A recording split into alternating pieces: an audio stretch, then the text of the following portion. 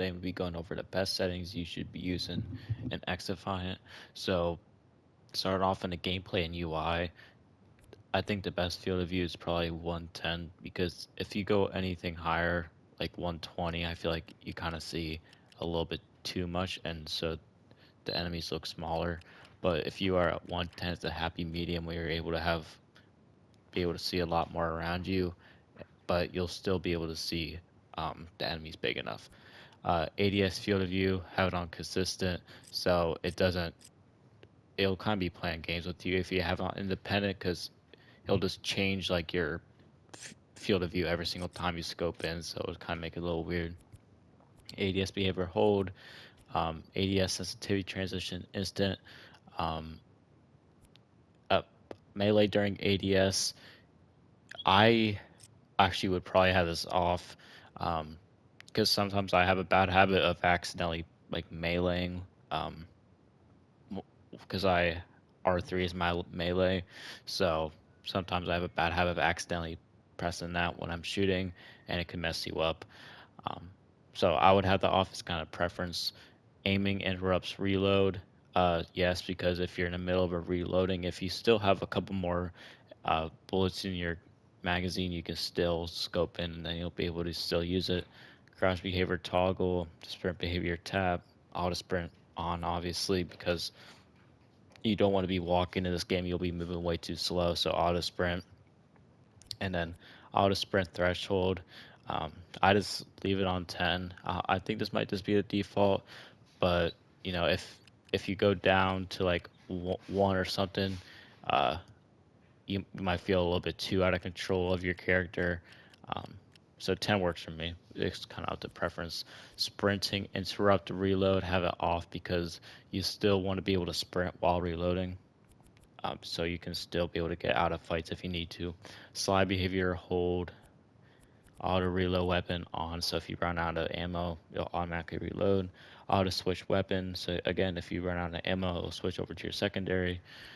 Auto grab ledge off because you don't want to be in a fight and press X and accidentally just grab something by accident. Um, adjust HUD. I leave it on 7381. I keep it to be the same size as my screen. I don't really change anything. Some people will like it smaller, so it looks like everything else is like they don't gotta look too wide to see everything on their screen. But I feel like that just works for me. Damage numbers. I just recently put this on. I think it actually really does help you understand how you're doing in a fight, I guess you could say. If you have damage numbers off, you won't be able to see how much damage you did to someone. Um, and you can also tell if your gun is hitting for a lot or which gun does more damage. So, like, you'll just see like headshots and body shots too. So it makes it pretty nice. Enemy health bars, definitely have it on so you can see how everything is in terms of knowing if the fight's going your way or not. Mini map rotation, I personally have it off. Uh, I just honestly don't like think. I mean, you can have mini map rotation on as kind of preference. I just have it off. Distance meters, ping display off, team composition overlay. I do have this on, just so I can see on the side of my screen. Uh, I can see like my team and the enemy team to see who's alive still and who has what enemy what without having to check the scoreboard. This is my controller layout, so I just have default flipped. So everything else is the same, just besides I use R1 and L1 to shoot and R2 and L2 for my abilities. And I think it's good for me because I play claw, so it makes it so much easier. And also I think having L1 R1 makes it faster responsiveness because a full input on the trigger might take a while, but like just pressing the button makes the input go a lot faster. So that's a personal thing. That's why I like aim assist standard. I don't really mess with this a whole lot because I didn't mess with it at all at the beginning, and I don't feel a need to mess with it really right now. Response curve type. This is kind of preference. I've always been used to standard, and I think it works for me. 35 vertical sensitivity. I don't I personally don't like too fast a sensitivity. This allows me to be a lot more accurate. Um, and yeah, but I don't know what the the base one is. I think it's about like 2020, so it is about 15 over on both sides. But that's where the scope look sensitivity factor comes in, so it kind of slows it down to balance it out a little bit. And then the controller aim look sensitivity, so just looking around, it stays the same. Dead zone left stick, right zone, dead zone on the right stick, 1 to 4. Uh, so the left stick will let me look around a lot more, but right stick, if I have it anything less than 4, it makes me feel like my aim is out of control. So that's just why I like it like that. And acceleration speed multiplier, so looking around and stuff like that feels a lot smoother. Invert and vertical, or invert horizontal, invert vertical are both off, and I don't like controller vibration, so I set that off.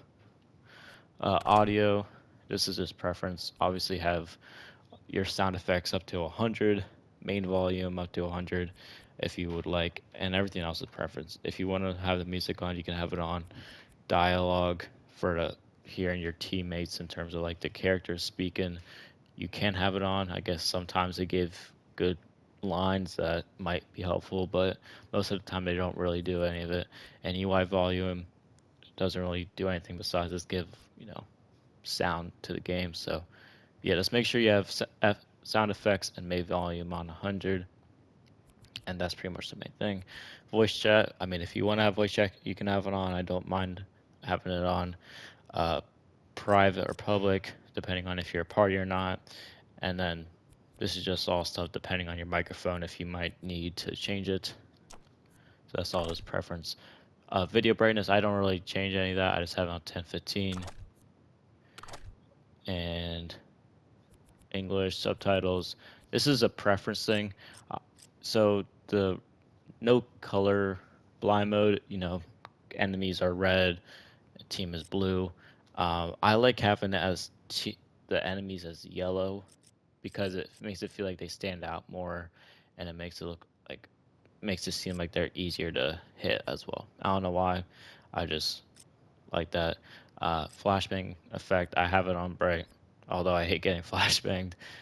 I could honestly probably turn it to the dark. That's again just preference. If you don't like super bright lights, um, I guess turn it off. But yeah, it's up to you.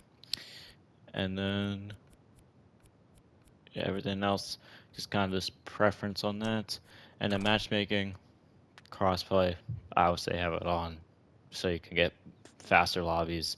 And input-based matchmaking, I would have it on. Um, but if you have crossplay on, you'll probably have input-based matchmaking on too. So these are the best controller settings, console settings for XDefiant. So comment down below what you guys think, and if these helped out at all. And yeah, I'll see you guys next time. Peace.